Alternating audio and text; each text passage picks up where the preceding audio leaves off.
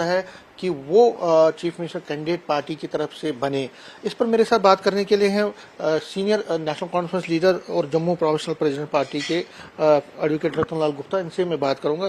سر گپتا صاحب، ایسی ہے کہ عمر عبداللہ کہہ رہے ہیں کہ میں چناؤ نہیں لڑوں گا. یوٹی کے اس ماحول میں یوٹی جب ہے تو چناؤ لڑنے کا کوئی میرا فائدہ نہیں ہے، لیکن ایسی صورت میں کیا آپ کو لگتا ہے کہ ڈاکٹر فاروق عبداللہ ایک وکلپ ہو سکتے ہیں؟ دیکھیے، پہلے تو میں آپ کو مبارکباد پیش کروں گا کہ آپ نے یہ سوچا، اور یہ حقیقت ہے کہ جموں کشمیر کے اندر نیشنل کانفرنس کی سرکار بننے جا رہی ہے.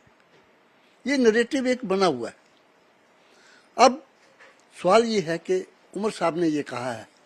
دیکھیے، عمر صاحب ہمارے قائد ہیں، ان کی رائے ہے، اپنی رائے ہے. باقی نیشنل کانفرنس تو ایک تحریک ہے. اس کی سپریم باڈی جو ہے وہ ہماری ورکنگ کمیٹی ہے. ورکنگ کمیٹی جو فیصلہ کرے گی اس پہ ہر ساتھی کو، چاہے ہمارے بڑے سے بڑے نیتا ہوں چاہے چھوٹے سے چھوٹے ہوں، اس پہ ہمیں چلنا پڑتا ہے، کیونکہ سپریم باڈی وہ ہے.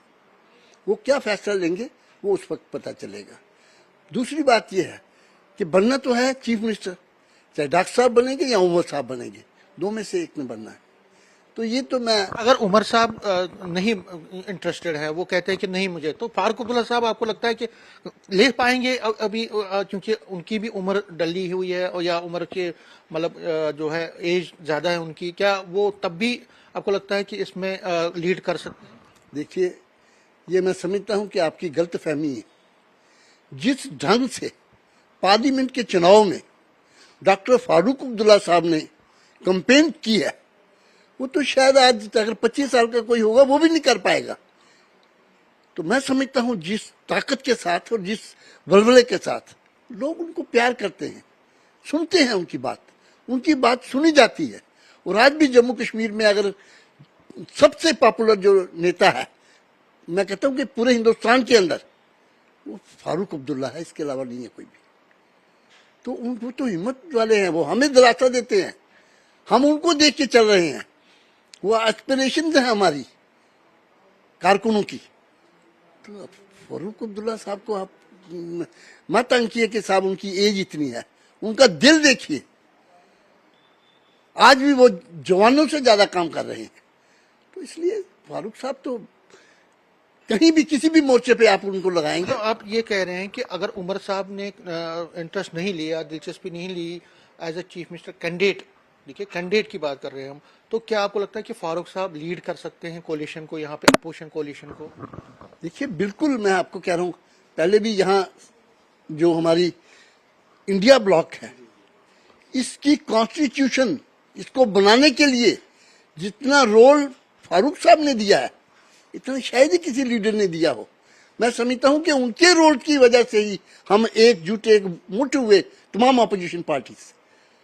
تو فاروق صاحب تو انڈیا بلاک کو چلانے والے ہیں. یہ تو بات ہی چھوٹی سی ایک جموں کشمیر ہے، اس کی تو بات ہی کوئی نہیں. کل خدا نخواستہ ہماری یہ انڈیا بلاک جیت جاتا تو فاروق عبداللہ صاحب کا ایک بہت بڑا رول ہوتا ہے یہاں، ایسی بات نہیں ہے. تو آپ فاروق عبداللہ صاحب یا عمر عبداللہ صاحب، ان دو میں سے کسی نے بننا ہے، اس میں کوئی دو رائے نہیں ہے. اور نیشنل کانفرنس نے جیت کے آنا ہے. یہ نریٹو جیسے آپ فرما رہے ہیں، ایسے ہی تمام جتنی بھی پریس ہے اس وقت، تمام نیشنل اور انٹرنیشنل پریس یہ کہہ رہی ہے کہ آج اگر چناؤ ہو جائیں، آپ نے دیکھا پرفارمنس جیسے آپ بھی فرما رہے ہیں، 34 سیٹ پہ ہم نے جیتا ہے، باقی تمام پارٹیاں پیچھے رہ گئی ہیں. اور 36 سیٹوں پہ ابھی، اور جو جہاں ہم نے کنٹیسٹ نہیں کیا، جہاں ہمارے کانگریس بھائیوں نے کیا، ان سیٹوں میں بھی ہم جیت سکتے ہیں.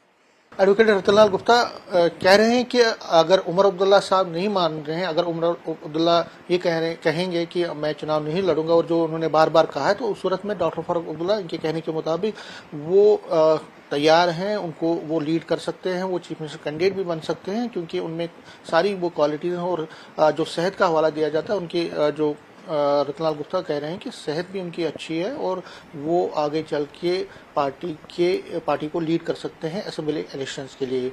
کیمرہ مین بنٹی کے ساتھ سمیر بٹ، نیوز 18 جموں.